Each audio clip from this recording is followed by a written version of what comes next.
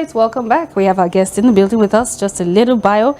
Dr. Chima B. Desmond Ayoso, like we said earlier, is a Nigerian entrepreneur and philanthropist born in Aba, Abia State, and of course, further obtained an MBA and MSc in management from the University of Lagos. All right, let's make a welcome Dr. Ayanso. I hope I got it correctly. Ayanso. Yeah, so you're the recipient for the Trailblazer Award. So when you hear that, the word Trailblazer, what does that really mean to you? Well, first of all, good morning, viewers, and good morning to you both. To me, the Trailblazer Award to me means having the courage to move forward, even when the path is not clear, just having vision, resilience, and courage. So I think that it was a well thought out award or honor, because it clearly defines me and all that I stand for and want to be and want to achieve. So you began your entrepreneurial journey at a very young age. What shaped that mindset? Well, as you well know, I grew up in Aba. So Aba on its own has that that spirit. We believe that Aba it's a spirit, it's a culture, it's a strong community, that shapes your life, programs your future more or less, so that's where it all began, just growing up in that environment that it already has that resilient spirit, that I can do it spirit, so it's in the DNA. Yeah. So I've always had this thing. I keep telling myself next year I will resign from my job, my 9-to-5 job, and start my own business. And every year I keep postponing. But you, in 2006, you made that bold decision to resign and start your own business. All right. So what gave you that confidence? What's the confidence behind it that you decided, like, hey, look, man, now is the time for me to actually take that bold step and start my own business? Yeah, okay. So in 2006, before I resigned, I was well prepared. It wasn't a decision I took. Okay. It wasn't an impromptu decision. Okay. I was prepared for it because I had the vision. The vision was clear. I knew where I was headed and what I wanted to achieve. And before I even started working for someone, I have always done my own business, even as an undergraduate. Like I said, that's what you get from being born in Aba. So as a young kid, I watched my parents. My both parents were traders. So we all picked up that, and personally, I have always been a trader, even as like I said, as an undergraduate. So just working was to get that structure, to learn structure, to learn organization, so by the time I felt well equipped, to move on. It wasn't something I had to think twice about. Just moved. I just moved because the vision, like I said, was clear. But what made you, from just being a startup to a conglomerate, what are the principles or some of your guiding principles that helped you move? Because some people get stuck from just being a startup to building a huge conglomerate. What are some of those guiding principles that helped you? Well, like I said, there's a vision, and the vision was clear. So it's a step-by-step thing, and also not being in a hurry to just make profit. I had a clear understanding of where I wanted to be, and I was not in a hurry to get there. Instead, I took my time and had the principles of of perfection, making sure that whatever I give is the best, you know, and not trying to cut corners, you know. So it was easy to stay on that path because I understand very well that people, you know, some people can go for less value stuff, and then on a long run it becomes an issue. But when you deliver good value and you are known for that, you know, even the people that will not patronize you at first will eventually come back, knowing that, you know, this person is known for, you know, good value, you know. So I wasn't after the money. I wasn't after the accumulation of wealth and profit. I was rather interested in, you know, giving the best, you know, and staying true to the cause and making sure that, you know, I don't, you know, deviate from the vision. Yeah. You know, So when you started, did you think about, because it looks like it was a well thought through process before you start, was it more like, I want to go into oil and energy business as at the time you started, or was it more like, let me start from somewhere, then later metamorphose into the oil and energy business? Well, I didn't start from the oil and energy business at first. Okay, like I said, I'm a trader. So the first company I worked for was into forest trading. You know, so that's where I started from. But even before then, I have done some other linear jobs, you know, and before going for my youth service. So it was just before I started my NYSC that I got this job, and my role was I was a broker. You know, just making sure, you know, making sure that I trade what we have, you know, to people that need it, you know. So that was how it all started.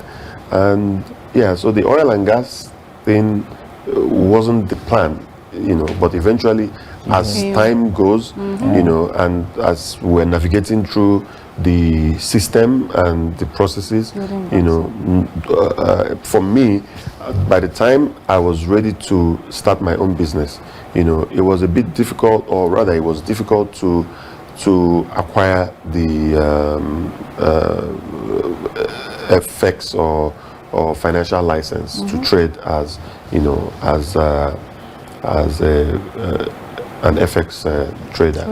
You know, so I immediately started to look, you know, elsewhere, looking into different aspects. And luckily, my boss at that time had already moved into oil and gas, so I just followed through. You know, so okay, that's so much lessons to learn. Now, also, employment creation is a huge part of your story. How intentional are you about human capital development? Well, it's something that I have passion for, you know, because I believe that you can't do it alone. You need people who are professionals in different fields, you know. And if you want to give value, if you want to give good value, if you want to give perfection, you can't be doing trial and error. So you have to bring in people who are core professionals in different fields, you know. So based on that, I try to make sure that I fill in those gaps with the right people, you know, making sure that for every business that we do, or for every service that we render, we have professionals who are trained in that capacity to be able to deliver that service. Yeah. So you are the CEO, the chairman of Cardis Energy, which is now a flagship enterprise. What differentiates your model in today's competitive markets? Well, everybody have their own concept, you know, and like I said, for me, my concept is to give the best, you know, and that's what shapes our model, you know, making sure that our clients or customers are satisfied at all times. So whatever we do. I mean, even in the real estate business that we do, we don't just build to sell. You know, we build to satisfy our end users. You know, making sure that quality is good and the service is, you know, very good. You know, and then in the hospitality industry where I also play, you know, I'm not interested in building 1 million rooms or 1,000 rooms. You know, I focus on the boutique. So what I do is a boutique hotel. You know, so where you come in and you feel like you are in Dubai or you are in London. You know, so a nice cozy environment. So for me, what I always tell people is that I cannot give what I can take, and I'm very very picky. You know, so whatever I'm giving must be what I can also take. So it's not just about, like I said before, it's not just about profit. It's not just about the money. It's about you know, value. It's about perfection. Speaking about, let's talk about your foundation, the Chimayasu Foundation. Over 17,000 medical beneficiaries. What inspired the foundation? So I truly believe that I am here to serve humanity, you know, and that it is by the grace of God that I am able to achieve whatever I am able to achieve. So giving back to me, it's not is not something that I even think about. You know, it's just a way of life for me. So the same way I eat, I drink water, I you know, do carry on my daily, you know, activities, is the same way I see it as an important aspect of my life, to give back to the society, especially where I come from. I believe that where I come from shaped who I am today, you know, so it's also a way of appreciating, you know, where I come from. Yeah.